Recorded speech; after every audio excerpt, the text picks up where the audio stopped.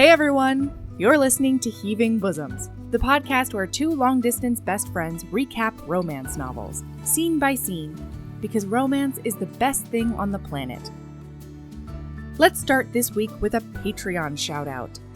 Tia R., you are Melusina, a European legendary creature that is similar to a mermaid. Half beautiful woman, half beautiful fish or serpent. She is the daughter of a fairy queen, and some say she even has wings. Most stories with Melusina involve her growing fins and wings to fly from oath-breaking men, and sometimes taking revenge. Basically living her life as her most powerful and independent self. You're a take-no-shit kind of mythological mermaid, and an original badass. Make sure to check out our Patreon for tons of bonus episodes, gifts, and more. That's patreon.com/Heaving Bosoms podcast. You make a huge difference in our lives with your support, and we do things like recap Crash Landing on you. And now, we've got a book that's way overdue. It's Nalini Singh's Psy-Changeling #1, Slave to Sensation. We're back in Whir of Land, y'all. Here we go.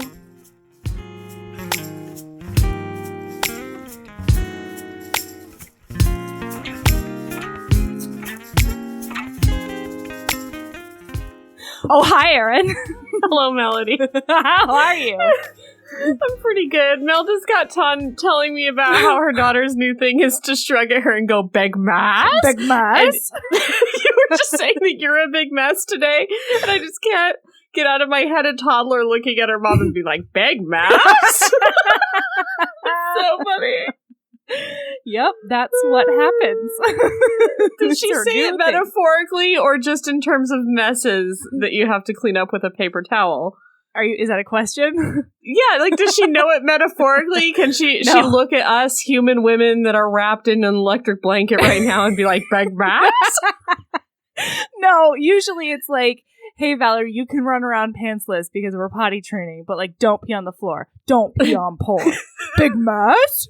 Like, yes, Shami, it's a big mess. Earlier today, I was like, okay, it's my new thing. I can't wait to do it. Erin, not right motion. Big mess. Big mess? It's so funny. Erin, not go to meeting. Big mess. I can't wait. That is what it's like. Can't wait. Can't wait. Oh my gosh. You want to know? Okay, so levels of me being a big giant mess. I thought I had it together. And I was like, Here I am. I'm down in the basement. I'm printing shit early. And then I look at what was printed ages ago. And my printer thought that all of my notes should be done on 4x6 cards. So like, it's just this teeny tiny little thing. And all the font is so small. On this regular goddamn sheet of paper, so that Erin had to wait for me to print my notes again. But you guys looking at it is so funny. It's so stupid looking. It is like really her page dumb. of notes on this really small area of the page. Oh, you know what? What a big mess I am is. Big mess. I texted Melody earlier today and I said, we can't do video today. I have to set a boundary. It's the first boundary I've ever set in my life. Here it is. I can't go on video today because I couldn't even think about taking the time to shower. And I also know that if I'm going to wear electric blanket, my favorite outfit, that I need an outlet. And I need both of the outlets in this room. I need one for lamp so that I look pretty. And then I need other one for computer so that I can do podcasts. Oh. And then that doesn't leave an outlet for my favorite outfit, which is the electric blanket. No, my Loom Cube, everything plugs into the computer. I need a separate lamp. All right, in addition to my Loom Cube. We're going to get you a big giant surge protector. 10 outlets, I'm telling you. That's what we're going to do for you. We said on the podcast like a few weeks ago, why hasn't anyone ever invented a battery-operated electric blanket? And the response was overwhelming that they have, and I'm an idiot. So maybe they ought to just give me that. I mean, but what if you don't charge it, Erin? I don't know. Here's the thing, Melody. I won't. I won't charge it. Exactly. I won't charge it. And here's one more. I'll get it wet. I don't know how. You will. I've gotten this one wet several times, but I think that like the battery one probably has a battery pack that you're not supposed to get. I'm certain of it. I'm thinking that it's a more fragile operation than the plug-in one. That's what I would assume. I've spilled so much beverages on this thing. I mean, it's a blanket. And also sauces. It's just covered in sauces, like various curries and soys and... Anyways. All right. You ready to talk about the Psies? The Psies and the Changelings? Oh my gosh. I'm so excited to talk about the Psies and the Changelings. Mel texted me this week and said that we are no longer a Heaving Bosoms podcast. We are now a Psi Changeling podcast. We're all Psi all the time. So you're with me on calling it Psi? Not forever, but I do like it for right now. Okay. No, so, okay. Couple of thoughts before we start. First, I need everybody to know that I have purposefully put off reading this series because I knew it was a series I was going to give my soul to. I was just like, the conditions are perfect. I've heard enough good feedback about it that I'm gonna just like go into the rabbit hole and it's gonna be over. And I've never had a time where it's like super conducive because I forgot over hiatus. I would have gone down a Psi Changeling. Oh, gosh. Rabbit hole. Yeah. Next hiatus. Yeah. Anyway. Next hiatus. Second thought is I'm extra super duper mad at HBO now for redoing the True Blood situation instead of just buying Psi Changeling. Buy Psi Changeling, HBO. Buy those Psi Changeling. They fucked up the Were-Panthers in True Blood anyway. We got Were-Panthers right here.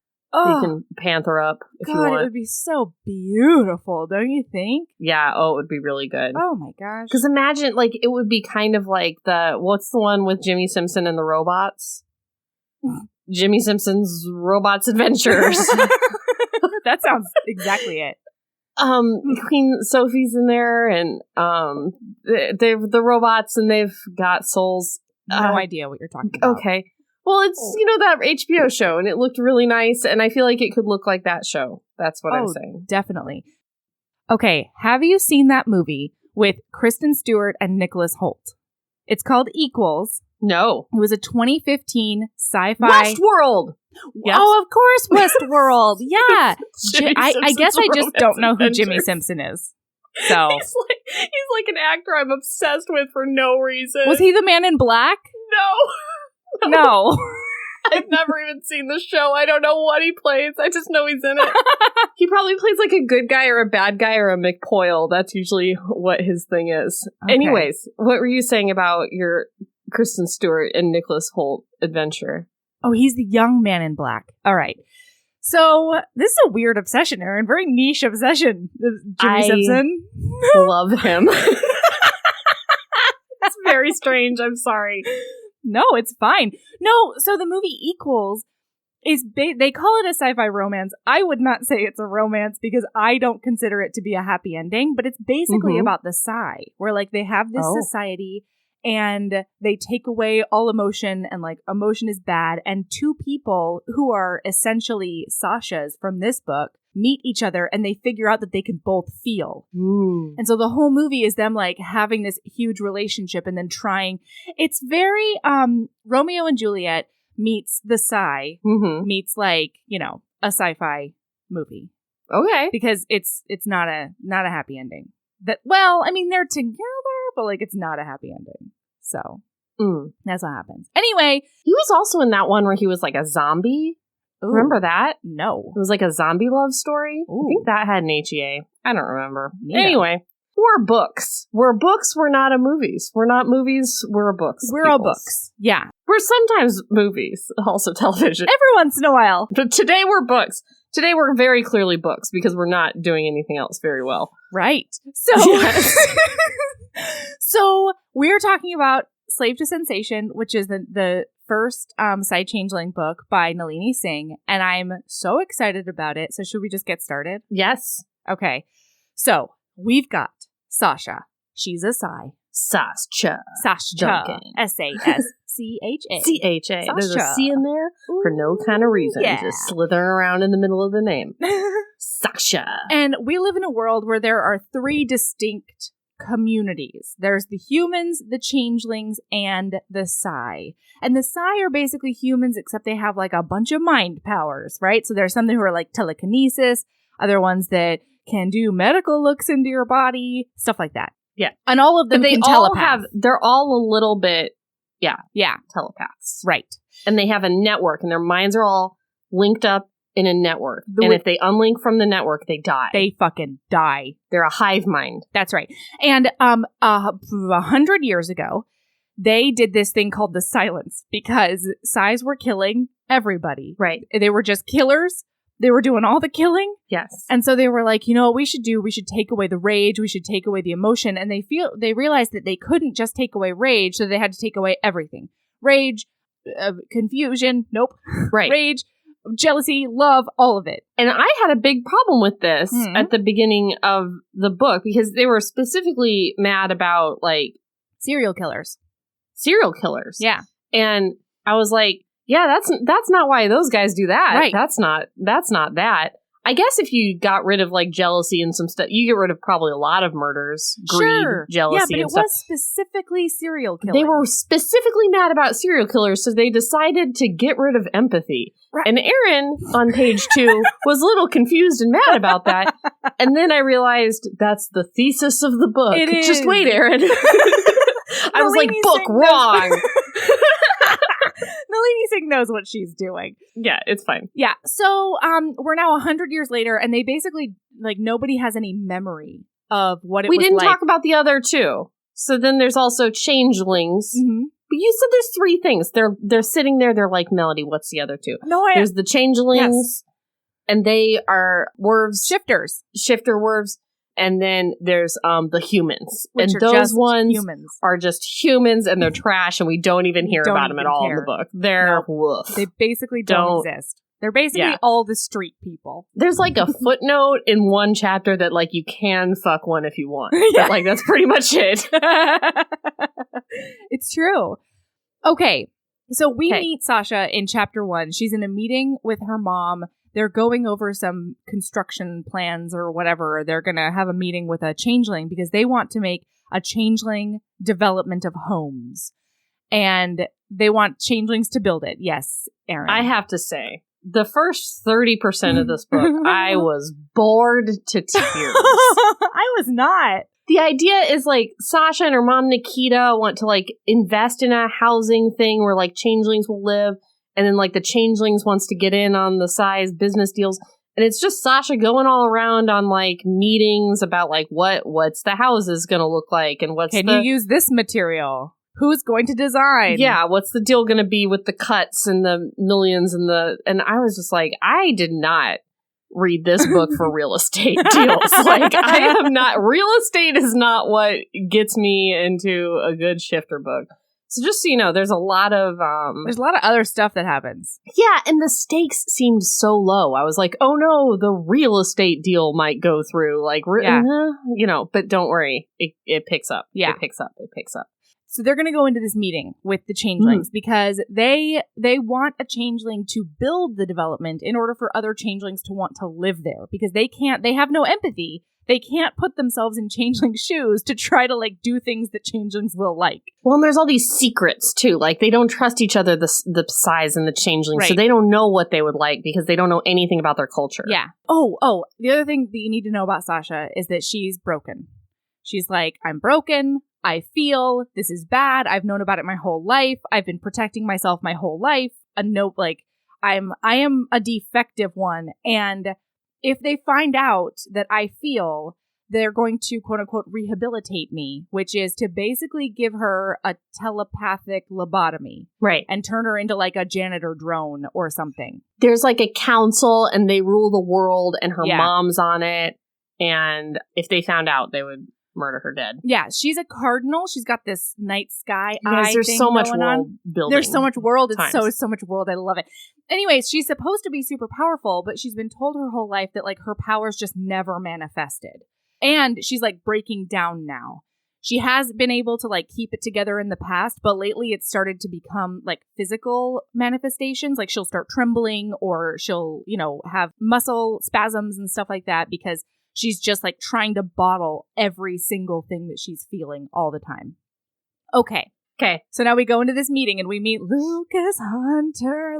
He's hot. Hunter. He's a hot werewolf. No, he's not. He's a werepanther, but yes. He's a werepanther. Yeah. But it's the same. And he's got 3 slash mark scars on his face, and it's a hot. And he's got this dark hair that hits his shoulders and stuff. And he's a big, of course, and he's a magnetic, and he purrs sex at everybody. So during this meeting, he can tell there's something different about her. She smells a little bit different.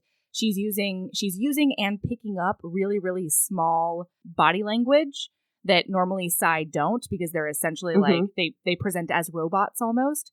And he just wants to bone her, and that's a weird. Yeah. He's never felt that before. Not for a Psy. No. Well, and she also recognizes him as a boneable entity. Yeah, completely. As well. Yeah. She's like, oh no, I've always been able to keep it under wraps, but like, God, he's just the boneablest. Would you like to know what he looks like? Yeah, Aaron, I do. Well over 6 feet tall. Of course. He was built like the fighting machine he was in the wild. Pure, lean muscle and tensile strength. His black hair brushed his shoulders, but there was nothing soft about it. Instead, it hinted at an unrestrained passion and the dark hunger of the leopard below the skin. Wowza. She had no doubt that she was in the presence of a predator. And then she sees the slashes on his skin. And she wants to touch him, and that's a weird, too. Yeah, she does. That's because a weird... Psy also don't don't touch anybody. Yeah. No. They have Which no is also need for bing, any boom, bong. stimuli. What's up? That's how you make a serial killer, is you don't touch a baby. You gotta touch those babies. You gotta touch those babies, you gotta touch them up. You gotta massage their little tiny bodies. They need to feel human skin on their skins. Massage is one of those words. Like, don't do like a deep tissue massage on a baby. No. I feel like their bones are soft. No, a lady named Helga is not going to stand on my baby, Aaron. No, that's what I think about. You tiny little circles with your hands, and then you look. When you bicycle your feet, you like run your thumbs up and down the soles of their feet. They're babies. They're touch those babies. Touch them, guys. Touch those babies so they won't be serial killers. There you go. All right. That's science. Okay. That is science, though. That's science that we know. We know that science. Okay. So there's like all this electricity between them. So then we find out why Lucas is actually there, because he could really give a shit about this thing. Like, it's going to make him money, whatever, but he has lots of monies. He's a king. So he is there because there is a serial killer, and they know the serial killer is a Psy. And the serial killer is going especially after really vibrant changeling women. It's now on like the 7th woman that they've pieced together, and it's hit his pack. 6 months ago, one of his pack mates, he's the alpha, so one of his pack was murderlated by a Psy, and they know that because they showed up just in time to get the sickly metallic scent of what a Psy smells like. And and so he wants to get in on the ground floor and figure out what the fuck they're doing, and if they know. Also, the Psy Council rules the world over all 3 of the species of creatures on the world. And so, they've tried to report this and been like, hey, investigate this, please. And, the Psy Council keeps putting it down. So they know that the council is somehow in on it or is protecting the serial killer. Right. And because Sasha's mom is on the council, they're going to try to, get to her via Sasha. That's right. So, isn't Lucas so excited when they're like, we want immediate approval privileges for any changes that are going to be made. And as a result, I'm going to send Sasha to your place, and she's going to, work in the office next door to you. And he's like, ba-ba-da-ba, excellent! Yeah. And then he, does some really hot negotiations and stuff. It doesn't Calls even her darling and stuff. He does do that. And she's very I do not register flirtatious word. Yeah, and meanwhile, inside, she's so hot that she has to go up into her room and literally hump the floor. Let's talk about this. Let's talk about this scene. Let's break it down. We gotta go step by step. I lost my mind at this. I loved She it. goes upstairs and she's like, I knew you would love it. I was concerned for our heroine. I mean, same. She lists all the things that had been she had been pushing down during the meeting, all of the lust and fear and desires and fear, all the hotness. Then she shakes out her hair. Oh, yeah. Because she's got really curly, beautiful dark hair that she always has to put into a severe braid so that she can be Sai. Guess who's gonna snarl it? Oh, he's gonna snarl it. So, then she talks about how her boobs hurt. No, listen. She's so first she goes into her room. She puts up some shields. She puts some mental shields. Yeah, mental shields around the Those room. Are important. They are for her survival. Yeah. Yeah. Because her horniness is off the chain crazy. Off the chain. This is like toxic desires level weird. It is. So she sits down on the floor and then she's like, oh, my titties hurt so badly. And then all of a sudden she's just literally moments ago, I said she goes into the room and her boobs hurt. And then you stopped me to be like, she goes into the room and her titties hurt so bad. To talk about the shields. Was mine inaccurate? Okay, all right. It was just the shields, man. Take over. Talk about how much her titties hurt. Tell us everything. Is it her nipples specifically, or is it like the outside? Is it like a heat area, like in her areola? What kind is it, Erin? You're grossing Why don't you just tell the listener? I don't. Listener needs to know. I'm sorry. How you boobs shamed hurt, me. Erin. I'm sorry. I'm shamed. I'm sorry you did it. I'm shamed. Don't be ashamed. Then Your she face takes is off very red, though. She takes off her clothes and then she humps the floor, and it's very strange. It was strange for poor Erin, who didn't understand what was going on. And this was on page 12. Yes, it's brilliant. So she has no outlet for any of this. She doesn't even know, like, how to experience lust, let alone make herself get off, you know? Like, she's been bottling this her whole life. And so this poor thing, she does hump that floor. And then she gets up, and normally her eyes look like a starry sky. Mm-hmm. And right now, they're all black. Mm-hmm. And she says that only happens when a cardinal is expelling an immense amount of psychic power, which is not possible because she's incredibly weak. All she's doing is moaning and humping her carpet. So there's no way that's the extreme psychic power. No, but think about it. Actually, so I had, from Jump, I had this theory that the reason she was called weak is because she has to spend so much energy building up her shields that she has no energy for everything else. So she's trying to bar that much cum feelings from getting out. Like, of course, that's expending a metric fuck ton of psychic energy. Anyways, her eyes are all black. And she's like, this is weird. I'm such a weak cardinal. I'm so weak. And then he invites her to a breakfast meeting via the comms. Yeah. And he does it sexily. Yeah, he does it in a sexy way. And yeah, can I just say, like, I've never been into, like, a cat man. I don't like a cat man. Mm-hmm. I like a dog man, not a cat man. Predator cat. But I was okay with this particular cat man. Oh, yeah. I was fine. Oh, yeah. Okay, so now it's a bait and switch, you guys. She gets there. Mm-hmm. There's no fucking breakfast meeting. There never was. Instead, he's going to take her out to the building site because he wants to get her alone. He wants to probe. But first he talks to his buddy who once had sex with a Sai and said that it was like a block of concrete and that if he ever had sex with a Sai, it would probably freeze his dick off because they're so cold. So cold. Which begs the question, Dorian, I forget your name, Dorian. Mm-hmm. How's your dick? What's that dick like, you know? How's that dick? I imagine it would be like a vampire. No, but they have a resting, like, they have a regular body temperature. No, but it is important. But I'm just saying. Dorian, particularly, is the brother of the girl in the pack that got killed 6 months ago. Yeah. So he's a big anguish. He's a big grief. It's a lot.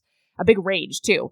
So he takes her out to the building site, and she's trying so hard to keep it together that she realizes she's just been silent for a full 40 minutes.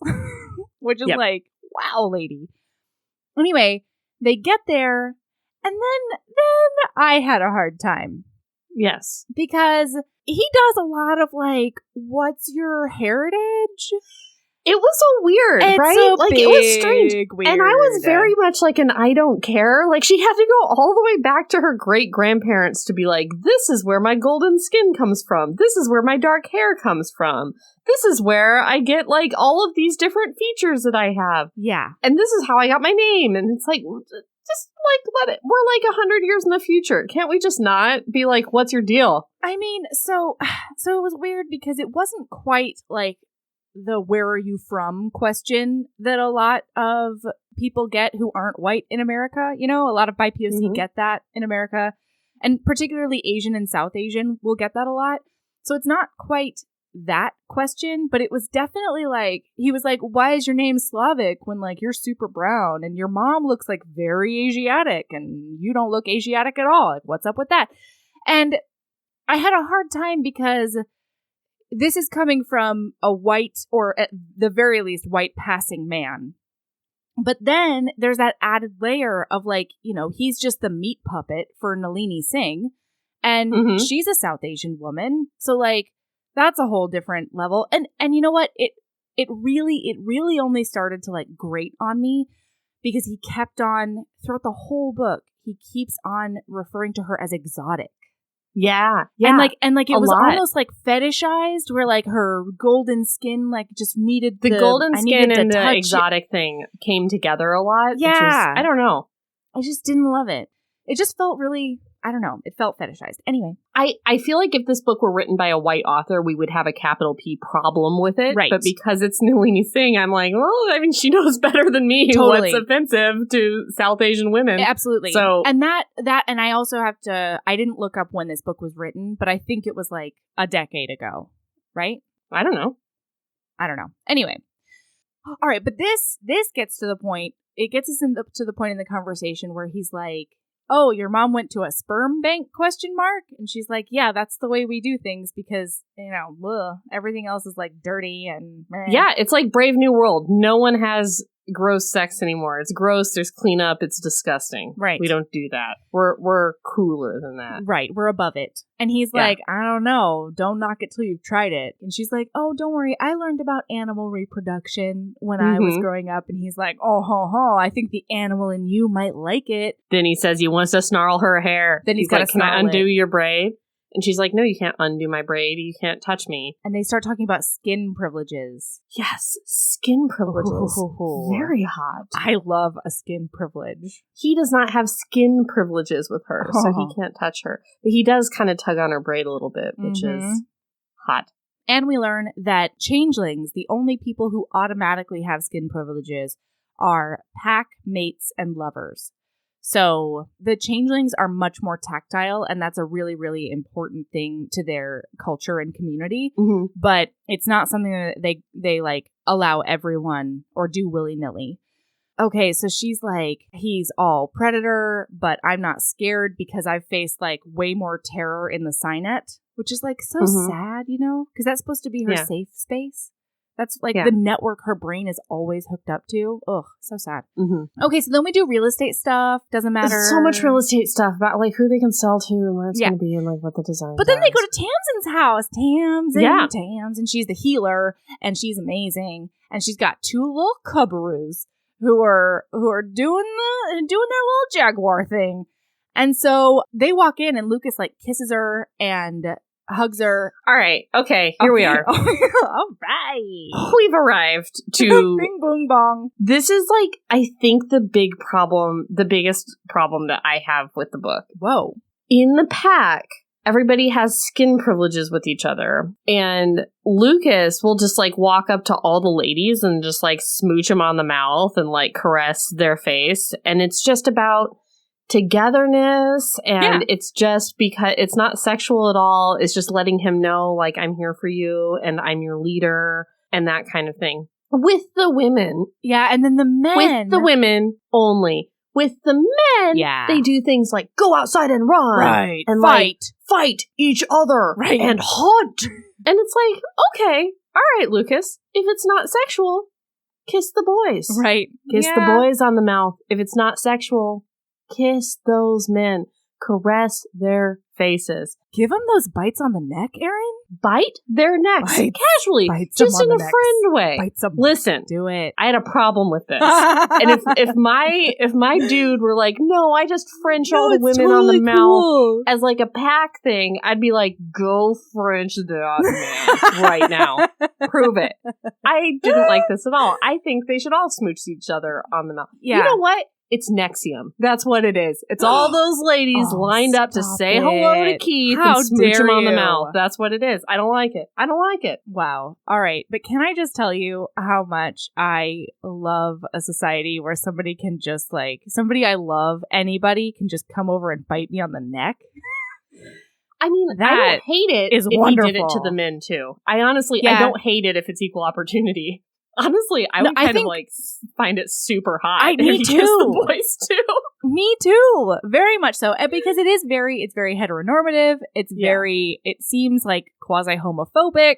And again, I think this book was written like 10 years ago. So fair enough. I don't know that for a fact, but it at least it feels that way. Yeah. But yeah, so I have friends who I just like kiss on the lips, hello, goodbye. And Aaron, not one of these friends. No, Aaron What's that? would not like that. No, I would hate it, but I've never had the opportunity. Well, I would like the opportunity to reject this kiss. Oh yeah, because I'm just super into knowing I'm going in for rejection. The next time I see you, would like you to lean in, and I would like to reject you for this. Thank you. No, I don't do it with people who like I know will obviously definitely hate it. That's not okay. I just would like the opportunity to turn it down. That's all I'm saying. You're a dick. Okay. All right. Anyway, she learns that touch is just like a thing. It's totally cool. And then she lets a couple of baby leopards chew on her boots, which is something a Sai would not do. For the first time. Oh my God, she tastes And she chocolate. cannot say whether she likes it or doesn't like it because the Sai do not like or not like things. That's They're right. either useful or not. Mm-hmm. Yeah. Then they like meet about more plans and stuff. And the only thing that's necessary about this is that she can tell that the designer isn't a leopard. And he's like, no Sai should be able to tell like a different species of changeling. That's not a thing Sai can do. So it's another tip off for him. Also, she says that she could control the brain of a changeling or make them think things. Right. It would just be a lot of effort for her. Yeah. And it's usually not worth the effort. Right. Okay. So now she goes home and she finds her mother in a secret meeting with a very creepy counselor called Enrique. By the way, did you ever have any doubt in your mind that the serial killer was Enrique? No! It's obviously Enrique from... He's the only other character we know, Nalini! Yeah! Give us one more character! No, I knew the whole time! Come on! Okay, so he's a cardinal and he can do a big telekinesis on you. Yeah. And that's it. All right, so then she tells her mom... He's on the council. Did you see that? I did. I said it was a really creepy counselor. Okay. All right. Bye. All right. So she tells her mom like the bare minimum that she possibly can to get through the meeting. And she finds that a little bit weird. And her mom won't tell her what she was meeting with Enrique about. And she's like, but I'm getting more responsibility. And her mom's like, get out of here. No, you're not.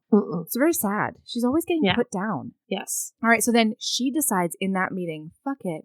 I'm going to indulge and like get a taste of Lucas in a safe environment.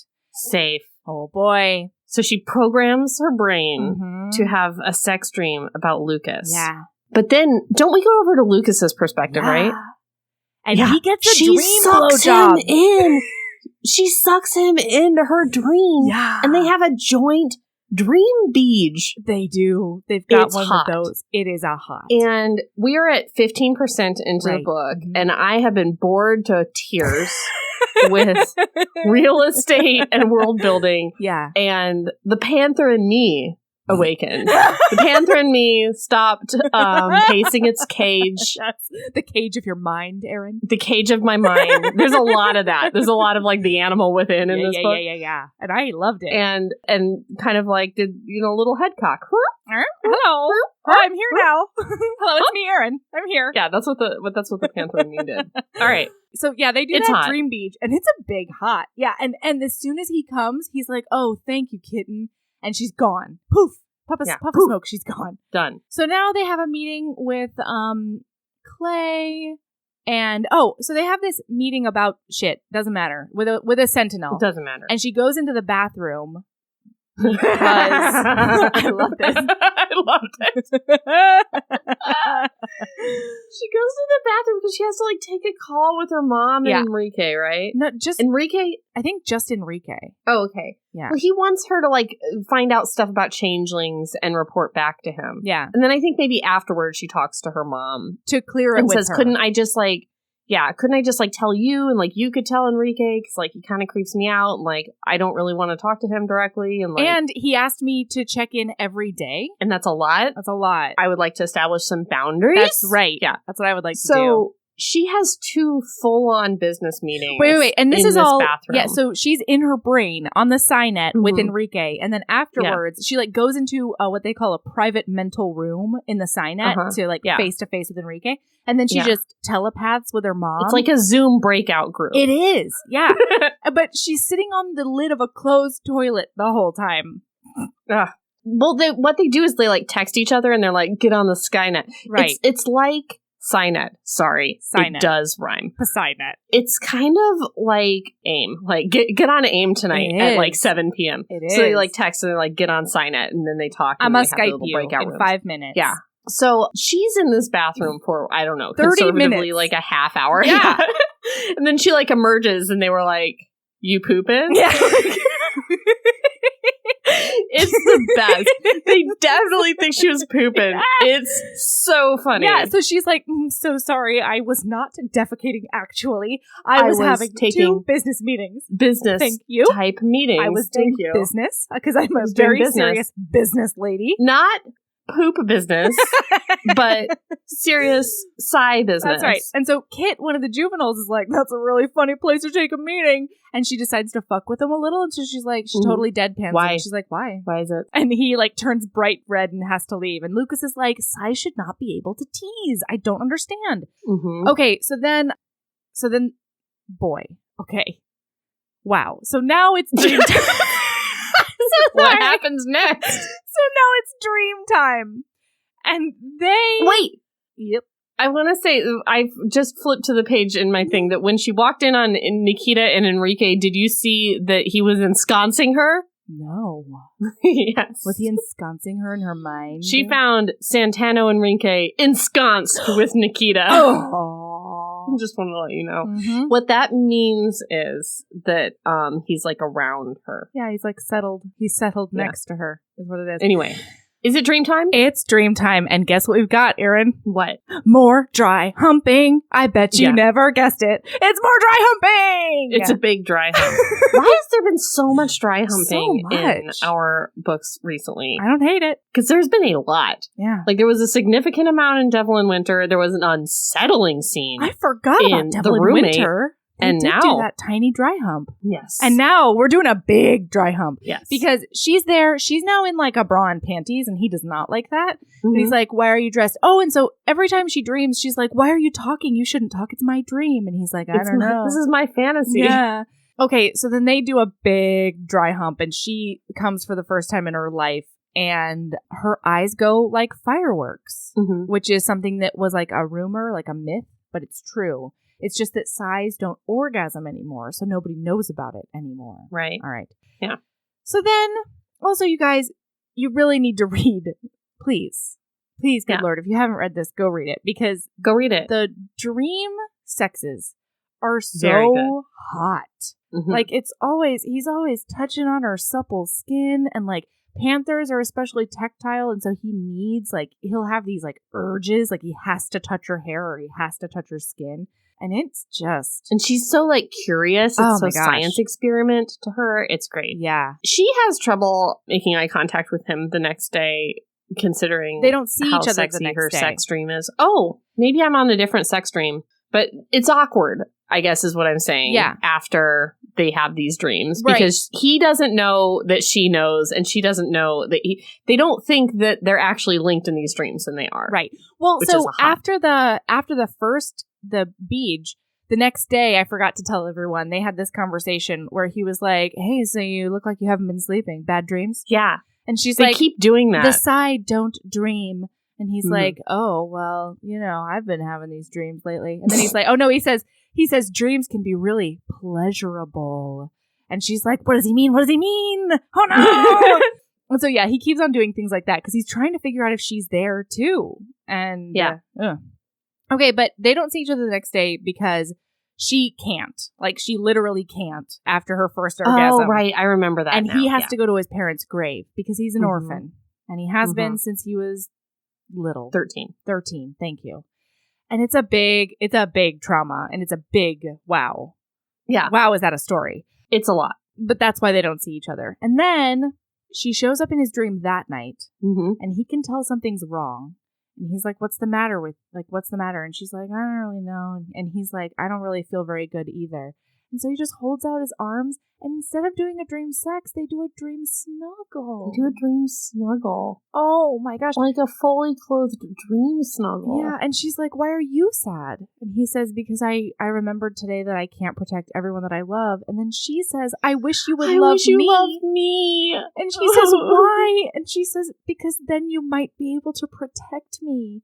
And he's like, who do you need protecting from? And she's like, this is about pleasure and connection. This is not, we can talk about death other times.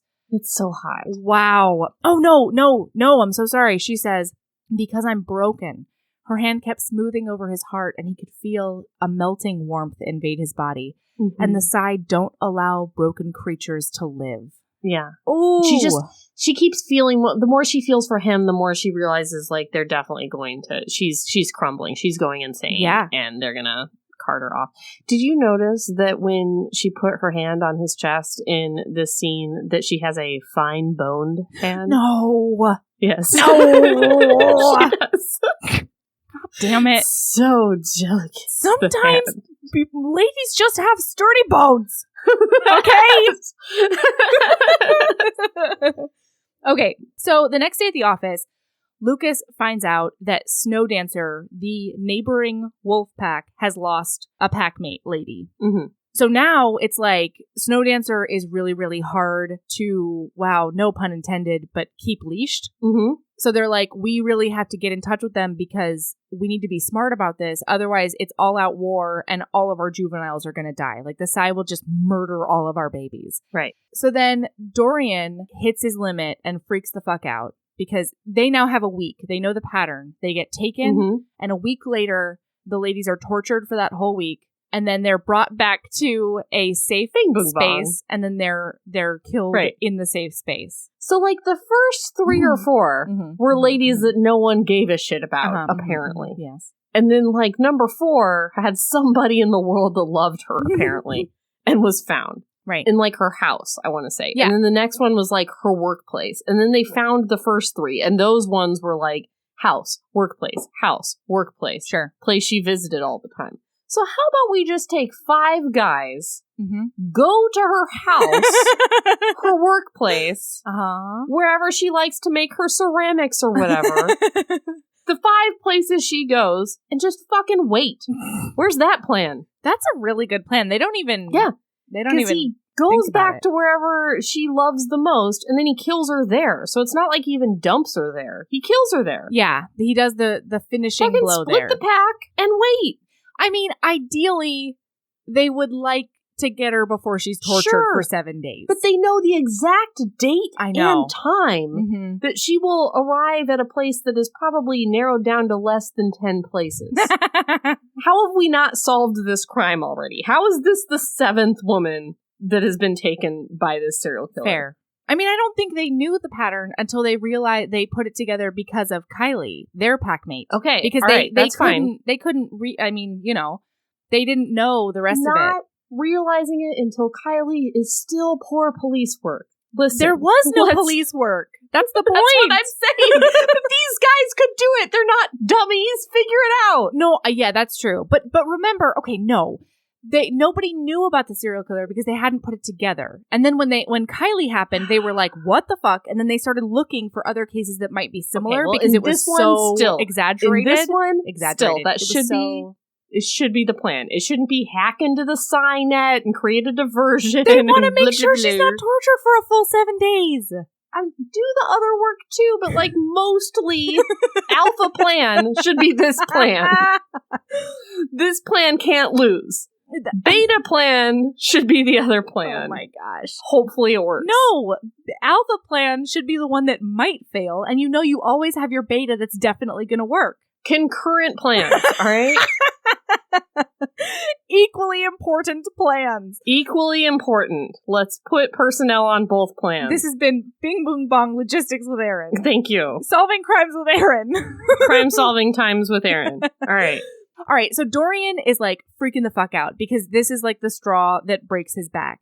And he's like, we have to grab that Sai. We're going to torture the fuck out of her. And she's going to tell us what is going on because he thinks that the Psynet is like a hive mind. Mm-hmm. And so they all share information and it's something they can't stop. It's like an automatic function. Right. And so she walks in and Dorian is like, he's just emanating rage and she can feel it. She can feel the sorrow and the anger and everything. And so she's trying to figure out what happens. They tell her about the serial killer and they tell her like the broad strokes. And then the healer gets there to try to help Dorian and they ask her to leave. Lucas is like, go wait for me outside. And she's very hurt by this because it does keep happening. And he keeps on being like, you need to leave. It's during this conversation that he says that they're stinky too. Yes. Yeah. Because he there's says no that filter. The Psy are so stinky. Well, because I don't she know what says, it how is do you about know it's paranormals, Psy? but yeah. And he says, because I felt the metallic stench that is all Psy.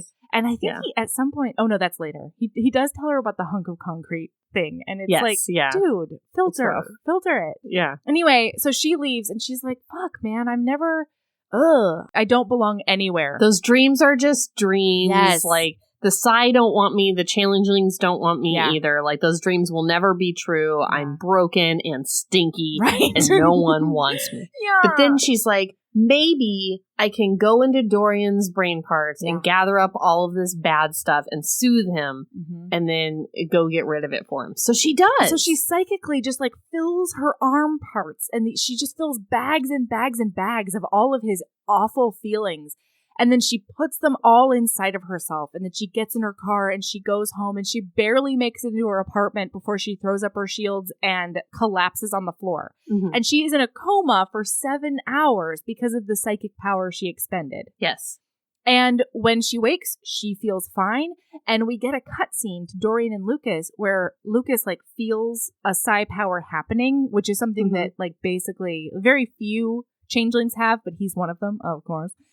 And then Dorian all of a sudden is like, oh my God, I feel so much better. It's like a weight is lifted and somebody took all of my terrible feelings and left peace behind. Yeah, and that healer's like, wasn't me. Right. I don't know. Tamsin's like, that's not one of my skills. Yeah, so. I was chilling, so. I was like, hot compress, cold compress, I don't really know. Herbs. Do you want herbs? Yeah, so he's like, I'm pretty sure I know who did this, and it's kind of awesome. So is this where she, like, drives to his place? Yes. Yeah, so she wakes up. Yeah, somehow she finds out that Enrique is Nikita's ally. I think they have a meeting or something. Doesn't really matter. I think that's because she walks in on them when they were ensconced. Yes, okay, fair enough. Happened on that page. Okay. Yeah. And so she can't sleep because she keeps on thinking about the council. Because they were like, the council is obviously covering this up. And she's like, there's no fucking way. The council would not do that. And so she keeps thinking and thinking and thinking. She's like, Rah! So she just gets dressed and she's going to go and she drives to the changeling office. And Lucas all of a sudden shifters out of the bushes. Mm-hmm. And she's like, you're here. And he's like, yeah, I came here on instinct. I think maybe you brought me here. And she's like, I can't do that. I'm so weak. Couldn't sleep. And he's like, I couldn't sleep. And she's like, bad dreams. And he's like, no dreams. That was the problem. Hot. I didn't get a single ball tickle in my dreams. Okay. Hot. I'm really used to you giving me blowjobs every night in my dreams. Yeah. Very hot. And so she's like, well, I thought Psy stank or whatever. And he's like, most Psy do, but I find your scent to be luscious. Hot. Mm-hmm. Hot. Okay. Yeah. And then they're like, we can't talk here. We can't talk here. It's not safe. So he takes her to his house, which is like... To his lair. Aaron. Which is like in the wilderness. Like he has a city apartment for like his commute times. And then but then he has like a wilderness, like a Yosemite wilderness apartment. Yeah. That you have to climb a tree to get to. And she does have to get on his back to get onto that tree. And he feels her like a hot spider monkey mound all over his back. God, Melody, why do you have to make... Every time I think something is good, you have to make it gross. It literally says something like that. All over his back. It just sounds like she's like painting him with her literally vagina. It's gross. that he feels her hot something or other as she puts her legs around him. I'm not making this up. I'm probably I don't know. Anyway, it just makes it seem like she's just like moving all around and like I don't know. Yeah, she's painting. Gross. She's vagina painting. Some people finger paint. Sasha, vagina paints. I know. I saw it on The Bachelor one time. It was gross then, too. So then they go up there and they have bing bong bong. Okay. Mexican pizza and coffee. I've had that before that. Yeah. And wait, there's such a thing as Mexican pizza? Oh, everything. Like, so many things happen in the white parts of Oregon. You know? Okay, maybe it's a California thing because they are in California. Yeah, it's a travesty, is what it is. This does take place in Tahoe / Bay Area / Yosemite. Yeah. They're always driving minimum 2 or 3 hours. Yeah, always. I don't know where how many days they have on this future hours in the day they have on this future Earth, but yeah, because sometimes they're like, oh, this changeling has been missing for 36 hours, and I'm like, has she? She's been missing for weeks. Yeah. But anyway, they go up there and they snarf Mexican pizza and coffee. But just the whole thing is she made him coffee, and Asai wouldn't do that because Asai can't think about other people's needs, and they only eat energy bars and whatever it takes to live. And she doesn't even like coffee. And she doesn't even want it. She gives it to him. She says, I don't require it. He's like, okay. Mm-hmm. He also changes behind a screen, and yeah, like a screen that's lit from behind. Show. Yeah. Anyway, okay, so then they sit on the couch and they have a big debrief about all the serial killings. Yes, they do so many details about serial killings, and I found it to be utterly fascinating the whole time. Herb's most of it. So I think that what listener will be excited about, however, is that she's like, you're getting really emotional because he keeps snapping at her. And so she goes to get up and he cages her with his arms and brings her back to the couch. Yes, he does do that. And then that gives him the opportunity to rub on her nape and then rub on her cheeks and start messing with her hair and maybe take out her braid. Listen, I don't know everything that happened. He starts to snarl it. Yeah, he's snarling it. But he can't quite snarl it all the way. Mm-mm. Guys, none of you listen to the episode that this is from, but it's one of my favorite callbacks, so I'm sorry. He tries to snarl it, but he can't snarl it all the way. Christmas Time Cowboy, is that right? Maybe, yeah. Yeah.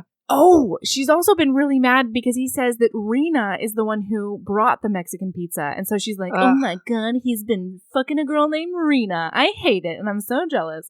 Justice for Rena. So they're doing this cuddling and she says, you don't have skin privileges. And he says, what if I want them? If I wanted them. And then he says that Dorian said that sleeping with Asai was like that hunk of concrete situation. And she's like, how should I know? So I don't do it. And he says... He says, well, how about a kiss? Mm-hmm. And she's like, why would I ever do that? ... She says sex seems impractical and messy and the whole thing is gross. Yeah. And he's like, why don't we just call it an experiment? And she's like, oh, yeah. No, I bet that if we did that and I did that experiment, then I would learn so much more about marriage and bonding and other insights about humans and changes. Sure. Yeah. So I should definitely smooch your whole head off. And then they do. Boy, they do this kiss and it's 3 pages long and it's from both their perspectives and she's doing a moan and a whimper. And he does he does all these little bites. Oh yeah. Tiny little nibble bites, leopard bites. Wait, panther bites? Panther bites. I don't know. Leopard panther bites? Mm-hmm. Leopard panther? All right. Leopard panther? Yeah, sure. He's a leopard panther. Yeah, and it's a hot. Oh, and he loves that she's so responsive. And so then she pulls back and she's like, I should go home now. I need to be home in time for something. And he says, okay, cool. And then he reaches down and he just bites her lower lip and it says he marks her. Marks her right up. Oh, it's a big hot. Okay, so now she gets home and she's thinking all of this over and she's really torn Because on the one hand, she knows she's never going to fit in with the Psy, but on the other hand, she knows that she's not Pac. He's made that incredibly clear. Well, and also she thinks that he's probably just seducing her to get information about the serial killer. And so she probably is stinky. Right, she's like, he's probably a liar. I'm like the only Psy on the whole planet who doesn't stink. Shut up, Sasha, you're so dumb. Ugh. Yeah. And so she's like, you know what? I hate him. I hate everything about him. And so I'm going to go tell my mom everything. I'm going to tell her. And that's where we like leave that scene. And so then we go to his perspective and he's like on the job site or something and she shows up. So then she tells him that she almost told, but she didn't. Yeah, she walks in and she's like, guess what I did? I went to my mom to tell her everything. And he's like, you bitch. He does say Didn't he bitch. call her bitch? Yeah. Yeah. I mean, loved it. Why would I? That's fine. No, I had normal feelings about it. I was mad at him and I hated it. I hated it and I was mad. Okay. So then she's like, but I didn't. At the last moment I couldn't. I couldn't betray any of your secrets. I couldn't betray your confidence. And then meanwhile, he's realizing that her almost betrayal stings extra bad because she's his. He's just come to she's his now. And he knows it. And it says that he doesn't touch easily outside of Pac. And then he takes her to Tamsin's house. Oh, and she's a big downer. She's like, I'm never going to be inside, but I can't be yours either. And like, nobody ever wants me. And he's like, let's go to Tamsin's house. Let's get some yummy food in you and you'll feel better. The food in this book, with the exception of the Mexican pizza and hot chocolate. All of Tamsin's meals are perfect. Yes. Okay, so then they go to her house for lunch. She finds out that they've taken all the babies and they've put them in faraway packs so that they're not around in case shit goes down with the Psy. She doesn't find out all that. She just knows the cubs are gone. Right. And then she decides to surf the Psy net and try to figure out what's going on. Surf around that Psy net. Just kind of like hang out, check some public stuff, just see what's good. Just do a Goog. She's just going to do a Google on the Psy net and be like, serial killers, question mark, and just see what comes up. And like see if she feels any like ragey feelings or like some malice or whatever. It's a lot like X-Men when that big X-Man, he puts the hat on. It's a lot like that. Yeah, Professor Xavier. When Professor X, he does put that hat on in his big circle room, and then he can see everything. That's the one. It's a lot like that. It's like that.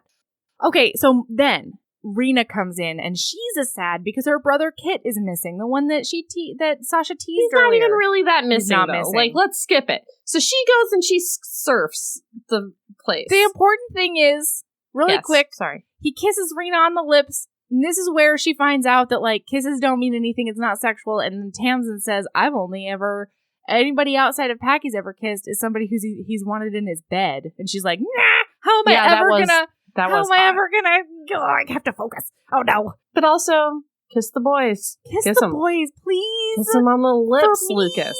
Yeah. Is this where he flips his shit on Rena? No, not yet. Okay. All right. I will save it. I love it. I can't wait for your thoughts. Okay. So she goes and does the big surf. She does that big surf. We don't see much of it. Doesn't really matter. She doesn't get anything, because who's going to leave that out on Google? Nobody. No one. You can't let anybody Google that. Yeah. Anyway, she does a debrief with Lucas, and like they hold hands during the debrief. Doesn't super matter, except for the fact that they hold hands. I love a handhold. Me too. They interlace their fingers and everything. Okay. So then she goes home and she's super trembling because she's been expending all that psychic energy and her shields are a mess and like it's a bad. She gets called into her mother's office for intel and Enrique is also there. And she gives them like things that can basically be found on the public record, but they've never bothered to figure out because they're so arrogant. And then she needs to leave because she's having a full complete breakdown. This is when she goes to her car because she's like about to sob and then she's about to scream. She programs his address into her car and then she legit shrieks and passes out into a coma. Goes into a coma. Oh my God. She has all the emotions at one time. Yeah. And then also like body problems, like seizure-y problems, it seems like. Can you imagine the overload, especially like, so you've never been able to learn how to process your feelings for the entire first 25 years of your life. Then you're an empath who feels everyone else's feelings too. Spoiler alert, listener. Wow. I'm so good at my job. Yeah.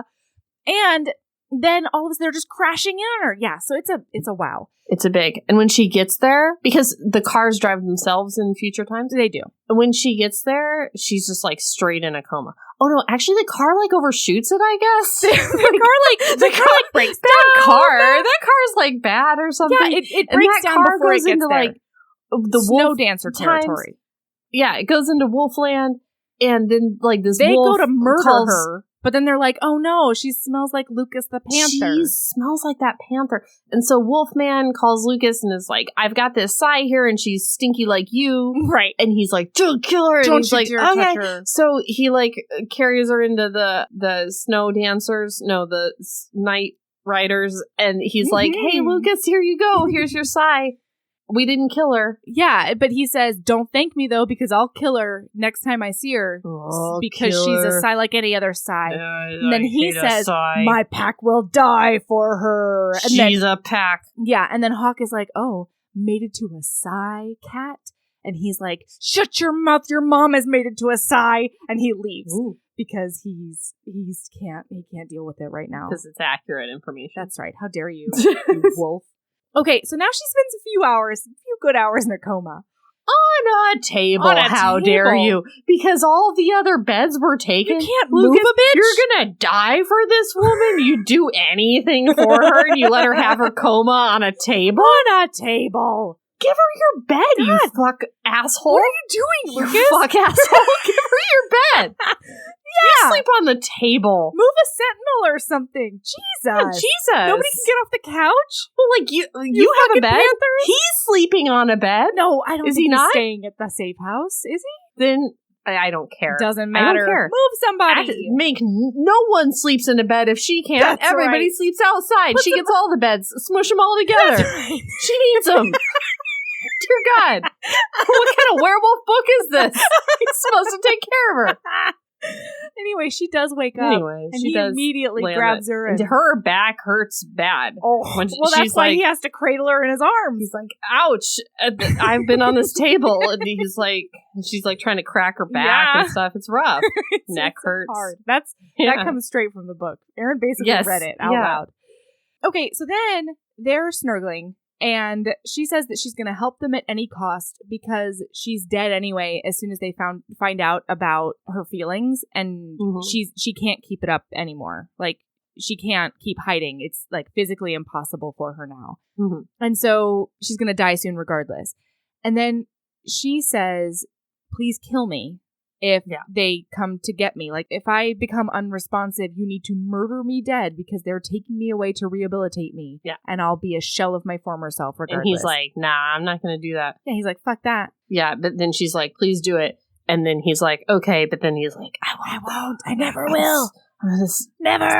In my brain, I'm going to think that I'm alive. So, back in the living room, Dorian's there.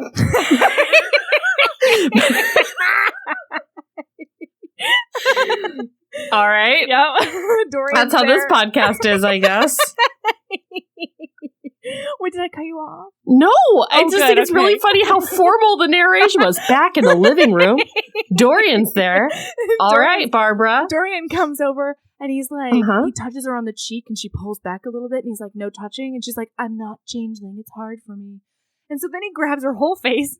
And he's like, you did something to me. I wish I could see into your body to see if you have a soul. It's like, creepy Dorian. Yeah, creepy Dorian. She just said, don't touch me. And you're grabbing her whole face and you're trying to look at her mouth to see if there's a soul inside. I don't like it. Wow. Yeah. You went from 0 to wow there, Dorian. Yep. Mm-hmm. Okay. And Lucas very rightly is like, Dorian, hello. Please. Can you chill. cool it? Cool it. Okay, so then they're talking about the signet or something, and Rena comes in, and she's like, how are we supposed to know that you're not going to betray us, and you've already been betraying us, because she's like 21 and stupid. And Lucas is like, are you questioning my judgments? Lucas loses his shit because she's not allowed to talk to him that way, because she's, quote, a low-rank soldier. Mm-hmm. All right. Bing, boom, bong. Leadership with Erin. Don't talk to your low-rank soldiers in a way that you call them low-rank soldiers and tell them they can't talk to you about their opinions. They might have good opinions. Give them code names like Private. Sure, yeah. But, but the thing is, she probably has a respectful code name like Private. Maybe. And I don't he's know. calling her a low-rank soldier. That's rude. And all she's doing is saying, hey, is this really a good idea, sir? What you want your soldiers to be able to do? And he just loses his Not shit when on it's her. mates. He does a big public humiliate. Huge. And then at the end of the thing, it's like a fucking afterthought. He's like, wait a minute, you're not at your post. Yeah. He wouldn't have even fucking noticed she wasn't at her post if she hadn't like smarted off to him or whatever he thinks. And then he wants to triple sex shame her by being like, I'm moving you. You're now under Dorian's command. And Dorian, how about you don't fuck her like the last guy and let her run all over you and stuff, because she's going to have you by the balls like the last guy who was in command of her, because she's too sexy and she fucks everybody. Listen. This is like really terrible leadership plus a sex shame. This was rough. And Sasha thinks so too. Sasha's like, yes. What the fuck is the matter with you? This is a competency flaccid. It is. For which Aaron would have walked out of the relationship. This would have been a no more. Yeah, and Sasha's sort of there. Except that he does take her aside and he's like, you can't let him. You can't let him. And then she does a big hug and then it's a better. So. And you know what? Even though Rena is a low-rank soldier that isn't allowed to talk to him, and she's certainly right to question this decision. And he knows all about all her sex times and wants to shout it out to the unit and embarrass her. Uh-huh. He's still going to fucking kiss her on the lips the next time he sees her. I don't like this unit. I don't like it. And I think it's toxic. I don't like it. I don't think he's a good leader. I really turned. I turned at this point in the book. I didn't like it at all. 180 degrees. It's over. Yep. All right. I think Dorian should fuck her. That's what I think. No, that's also toxic. It's bad. All right. It's bad. It's bad. You shouldn't have sex with your junior soldier. Don't do it. Don't do it. All right. So he drops her off and he's like, stay safe, Sasha, darling. And she says, I wish I'd been born another time, another place. Then maybe I could have escaped fate. Maybe I could have been your darling. And then she goes into her house. Wow. It's very sweet if I didn't hate him now. I'm sorry. Okay. So now she gets to her mother's office and Enrique is there again because they're obviously in cahoots. They are obviously joined at the hip. They're ensconced. You think they're fucking? No. I was wondering. No, they don't fuck. The ensconced made me think maybe. Here's the thing. Here's the other thing that I had an issue with. All right? They take away all emotion and they take away all empathy. Sure. But, like, you don't take away the nerve endings. Why doesn't touch feel good anymore? Because there's no good or bad. There's no value judgment on it. But they have to feel pain. Sure. Right? So, like... I guess. Physical pain. Yeah. Orgasms are a physical sensation they get your heart rate up. Yeah, but you can't admit you like them. It's like that Sai that had sex with Dorian or whatever as an experiment to see what it was. Like, that's the only thing you can do. I don't know. It's just weird that it's like you no longer have nerve endings in your clitoris because you can't. I don't think they find it useful. Happiness. It's not useful. Like, chocolate isn't useful. It doesn't. Okay, so things have to be. Yeah, okay. Things have to be useful. All right. I don't know. I just know a lot of people without empathy who still like to get their rocks off.